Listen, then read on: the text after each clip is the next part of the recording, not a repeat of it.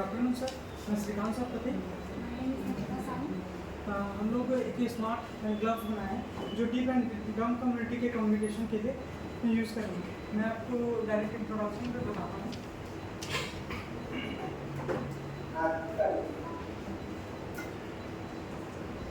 जो globally 466 million people hearing और partially hearing community से बिलोंग करते हैं, इसमें से 80% लोग लिख पढ़ भी नहीं सकते।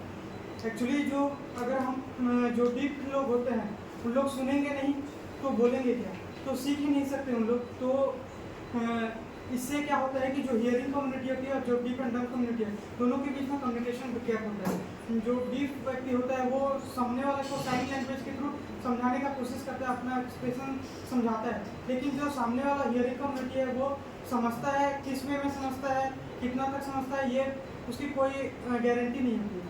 तो इस कम्युनिकेशन गैप को हम लोग एक ऐसे स्मार्ट टेक्नोलॉजी के थ्रू ब्रिज करना चाहते हैं जिससे कि जो डीप कम्युनिटी वाला होगा वो हियरिंग कम्युनिटी से के साथ कम्युनिकेट कर सके। मैं एक वीडियो के थ्रू फिर आपको समझाता हूँ।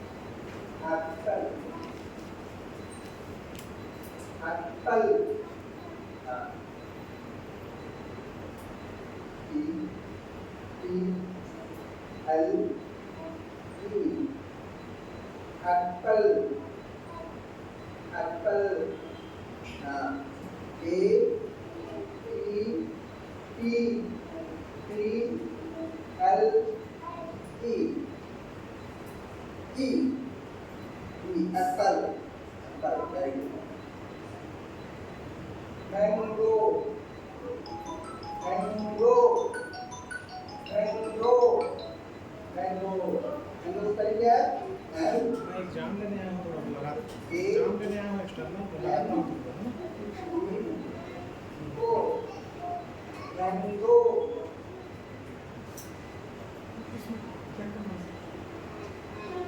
इसमें जो वीडियो दिखाया गया उसमें जो टीचर होता है वो उसको समझाता है। एक्चुअली इसको स्पीच थेरेपी बोलते हैं। इसमें जो डीप है उसकी जब बचपन में रहता है तो उसकी ऑडियोग्राफी की जाती है, तो उसमें कुछ हर्ड के साउंड को उसको पास किया जाता है, तो उससे उनके मतलब कितने किस हद तक सुन सकता है, फिर उससे डिसाइड होता है कि 70% डीप है, 80% डीप है, 90% डीप है। इस तरीके से उनको क्लासीफाई किया जाता है। तो ये जो है स्पीच थेरेपी दिया जा रहा है, ये प्रॉपरली डीप नहीं है, तो इसीलिए वो कुछ बोल पाता है, सुन रहा है तो कुछ बोल पा रहा है। लेकिन ऐसे कुछ होते हैं कैटेगरी जो सुन ही नहीं सकती, तो उन लोग को मतलब उन लोग जब साइन लैंग्वेज उन लोग को पढ़ाया जाता है, तब जो टीचर होता है वो भी पढ़ाने में मतलब उसको भी थोड़ा मतलब समझा नहीं पाता, अच्छे से पढ़ा नहीं पाता, उन लोग सीख नहीं पाते। इसीलिए अगर स्मार्ट हैंड मतलब स्मार्ट ग्लव्स के थ्रू हम लोग इस चीज़ को कर सकते हैं कि जो हम लोग साइन लैंग्वेज दिखाएंगे वो अगर टेक्स्ट के फॉर्म में, इमेज के फॉर्म में, दोनों के फॉर्म में एक साथ वो मतलब दिखाए, शो करें, तो दोनों के लिए समझने और समझाने दोनों में आसानी होगा। और इसका एप्लीकेशन सिर्फ डीप एंड डम के लिए हम लोगों ने किया है, बहुत से आगे sign language system is mode of communication between deaf and dumb. हम लोग जानते हैं जो डीप एंड डम रहते हैं वो साइन लैंग्वेज का ही यूज़ करते हैं, और जैसे जो टीचर रहते हैं वो साइन लैंग्वेज में स्टडी किए रहते हैं तभी उसको पढ़ा पाते हैं। लेकिन नॉर्मली हम लोग के साथ ये लोग बात करने के लिए इन लोग के पास ब्रिज नहीं है, इसलिए हम लोग इसका स्मार्ट ग्लव्स का बनाए हैं। ये हम लिटरेचर सर्वे है, ये जर्नल पढ़े हैं आप? यस। अभी जो एग्जिस्टिंग जो सिस्टम है उसमें ये कुछ प्रॉब्लम है, जैसे हाई कॉस्ट है, और ये सभी जो है वो इंटरनेट पर डिपेंड है, और इसका एक्यूरेसी भी लो है। जो एक जर्नल था उसमें सिर्फ 13 अल्फ़ाबेट बस हो रहे हैं, और मोर चैलेंजिंग है। और अभी हमारा जो ये ग्लव्स है उसका सॉल्यूशन ये है कि ये कॉस्ट इफेक्टिव है पहला, और इसमें हम लोग को इंटरनेट की ज़रूरत नहीं पड़ती, और पोर्टेबल भी है, और ये मल्टी डायमेंशनल है, मतलब स्टडी के साथ साथ हम लोग इसको मिलिट्री, हेल्थ केयर, ये सब में भी इसको यूज़ कर सकते हैं। ये कंपोनेंट्स है ऑर्डिनो नैनो, इसमें हम लोग ऑर्डिनो नैनो 30 पिन का होते हैं, तो हम लोग इसका नैनो का ही यूज़ क्यों कर रहे हैं। हम लोग ESP8266 और ऑर्डिनो दोनों का भी यूज़ कर सकते थे, लेकिन हम लोग इसमें एनालॉग पिन का यूज़ कर रहे हैं, इसलिए हम लोग ऑर्डिनो नैनो का यूज़ कर रहे हैं। ये हमारा ग्लव्स है। तो जो सिंबल या साइन दिया था ग्लव्स से आप बता रहे हैं हाँ तो ऑटोमेटिक कहीं जनरेट कर रहे हैं कौन सी समझ जैसे कोई मॉनिटर में या कहीं जैसे ए के लिए सिंबल दिया था बी के लिए दिया था हाँ। सी के लिए दिया था वो जनरेट कर रहा है यस सर एक्चुअली जो ये हमारा हैंड ग्लव्स है हाँ। इसके ऊपर हमने 5 फ्लैग सेंसर लगा दिए। ये फ्लैग सेंसर के थ्रू ये क्या करेगा इसको वो देखना चाहता हूँ जनरेट कर रहा है सर हम लोग ने इसको अल्फाबेट के लिए करे थे लेकिन हाँ। हमारा जो एक्सेलेरोमीटर है ना वो जल गया। जल गया तो अच्छा। वो नहीं हो पाया और गायरोमीटर भी लगा था तो इससे कोई कुछ डेटा बस ही शो कर रहा है। सर जैसे ये है तो हमारा 5 उंगली में ये फ्लैग सेंसर है तो जब ये मुड़ता है सर हाँ। तो इसके जो रेजिस्टेंस है वो बढ़ जाता है तो इसके हिसाब से ना हम लोगों ने इसको ऑब्जर्व किया तो ये 3 वैल्यू मतलब हाफ बेंडिंग और फुल बेंडिंग इस पे ना 3 वैल्यू पे ये चेंज होता है इसका फ्लैग सेंसर का level। हो रहा है हाँ। ये हाँ हो रहा है सर तो और ये हम लोग कुछ वर्ड शो करा रहे हैं कुछ अभी पर्टिकुलरली एक लिमिट है इसका कि अभी कुछ ही वर्ड इसमें शो तो करा आपको कार्बस बनाना पड़ेगा ना ऐसा कलेक्शन जैसे दिखाया ना आपने पीपीटी में हाँ एक अलग सिंबल भी हाँ, जनरेट data कर रहा Yes, है sir. वैसा आपको जो है एक डेटाबेस टाइप का बनाना पड़ेगा Yes, sir.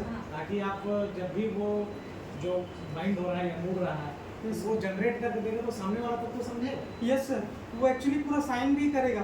हमने OLED डिस्प्ले यूज़ किया था OLED डिस्प्ले और मतलब एक्सीलरोमीटर दोनों को एक साथ कनेक्ट किया तो एक्चुअली उसको लगाते ही ना वो नैनो गैरोमीटर और OLED डिस्प्ले तीनों एक साथ जल गया सर तो इसीलिए हमने इसको अभी चेंज कर दिया।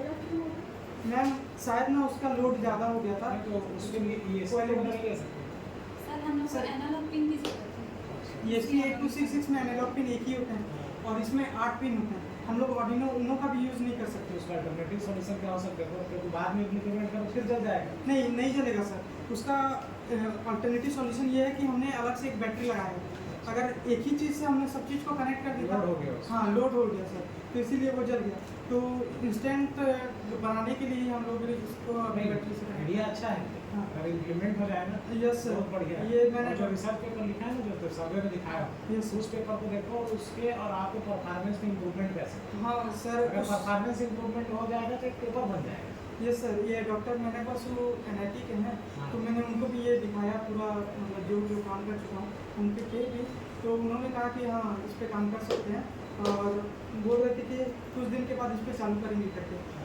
एक्चुअली में इसका लिमिट है कि डिवाइस बेसिस है इसी को हम लोग अभी तक ऐप बेसिस पे जो भी बनाया गया है ESL लैंग्वेज का तो उसमें क्या होता है कि हम लोग एक पर्टिकुलरली कुछ हैप्पी बोलने से हैप्पी का ही सिंबल देता है। हम लोग का रियल ट्रांसलेशन नहीं होता जैसे हम लोग डायरेक्ट कम्युनिकेट कर रहे हैं वैसे हम लोग भी साइन लैंग्वेज एकदम फास्ट तरीके से करते हैं तो उसको डायरेक्ट ट्रांसक्रिप्ट करें मतलब एक सेंटेंस के फॉर्म में उसको दे तो उस चीज़ के लिए हमको एक कलेक्शन चाहिए डेटा वो भी यूज कर सकते हो दूसरा हाँ। इसमें अगर रिसर्च करना है इसको Python। तो पाइथन तो यूज कर सकते हो इमोशनल बेस भी कर सकते हो लेकिन वो उसमें पाइथन आपको बहुत आगे का चीज़ है पहले तो ये जो बताया डेटाबेस ना वो डेटाबेस बना के जनरेट करने का पहले डेटाबेस तो ऑलरेडी अवेलेबल हो जाएगा सर मैम साइन लैंग्वेज का नहीं है वही डेटा मतलब बस ना ये A to Z जो दिखाते हैं ना उसी का हम लोगों ने डाउनलोड किया था तो वो 24 GB का था उसमें सिर्फ A to Z ही दिखा रहा है A to Z का ये जो अलग अलग नहीं साइट ऑनलाइन सर्च करो ना उसका डेटाबेस होगा होगा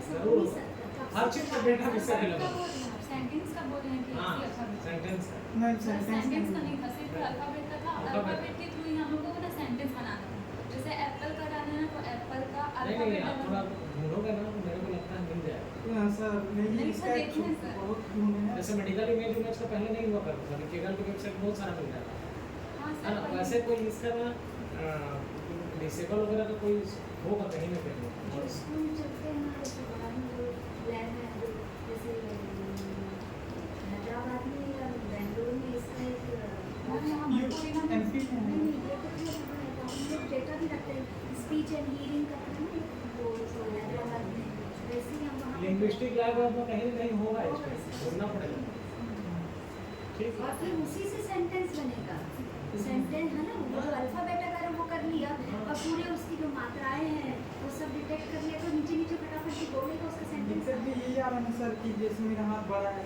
किसी का हाथ छोटा होगा किसी का हाथ और छोटा नहीं होगा। उसके लिए मतलब एक स्टैंडर्ड बनाओ ना हाँ स्टैंडर्ड जैसे ऐप बेसिस पे भी है सर, ASL करके है, और मिट्टी ISL मिट्टी करके नाम है, उसमें इंडियन साइन लैंग्वेज का यूज जब एक बार बने बनाए कार्पस मिल जाएगा ना, हाँ तो तुम उसको देखते हुए अपना कार्पस बना सकते हो, Yes. बन जाएगा। Yes, sir. लेकिन एक बना हुआ मिलना जरूरी है। ये दोनों हैंड में ग्लव्स का इस्तेमाल हाँ हाँ ठीक है, आइडिया ठीक है, आप थोड़ा सा मेहनत करोगे तो मिल जाएगा। तो समझ में आ गया मुझे, ये भी समझ में आ गया। ठीक है, एप्लीकेशन फिर इसमें काम कर सकते हो आगे। ये जो दिखा रहा है ना, ये गेस्चर रिकॉग्निशन हुआ है ना, ये सब में काम कर सकते सर, ये गेस्चर रिकग्निशन कंसेप्ट और OpenCV के थ्रू हम लोग मैं ट्राई किया, लेकिन ये जैसे मेरा लैपटॉप है, उसके लिए अच्छा प्रोसेसर चाहिए सर, हो। उसके लिए GPU चाहिए। GPU चाहिए उसके हाँ। लिए। मैं तो बिना GPU के नहीं होगा। बोला है कि वो पास में तुम लोग NIT का हेल्प ले सकते हो। हाँ, सर। 50 लाख का GPU लिया है, मेरे सर आ रहे हैं कुछ करना है, तो तो उसके लिए GPU चाहिए। This is very very good research है। यस सर, ये गेस्चर रिकॉग्निशन जो है ना, इसका काम चल रहा है, यस सर। ये अच्छा है। सर मैंने आपका भी कर रहे हैं लोग इसमें। सर मैंने आपका भी वो पढ़ा था, एक आपने शायद रिसर्च पेपर डाला है, इंसेक्ट डिटेक्शन, हाँ। इंसेक्ट डिटेक्शन के नाम से अपनी एक रिसर्च पेपर भी पढ़ा मेरे साला तो वाइवा उसी के 21 तारीख को हो रहा है। पेस्ट एंड 2023 का है sir paper. Using deep learning पे। हाँ हाँ, डीप लर्निंग टेक्नोलॉजी का यूज़ मैंने करते 3 GPU लिया है, लेकिन मेरा GPU उतना पावरफुल नहीं है। लेकिन अगर आप VR लेना है GPU का, तो तुम आ सकते हो। VIT बोलो ना। यहाँ पे भी अपने को डेटा सेंटर है ना, यहाँ पे NIT का डेटा सेंटर है, हाँ। वो मतलब NIT में बहुत पावरफुल GPU है। हम लोग भी यूज कर रहे हैं, हमारे पास प्राइवेट इंस्टीट्यूशन है ना, इनका फंड नहीं है। तो मेरे हम लोग जो रिसर्च कर रहे हैं उसमें कुछ टेस्टिंग करना रहता है, तो हम लोग परमिशन लेके आ जाते हैं और वहाँ कर लेते हैं। काम करने की परमिशन मिल सकती है। क्वेश्चंस मिल जाते हैं। इसमें कहने का मतलब रिसर्च अच्छा हो सकता है, थोड़ा सा ध्यान दो, ठीक है ना। कोई मदद की जरूरत है तो बताना। Yes sir. ठीक, ओके।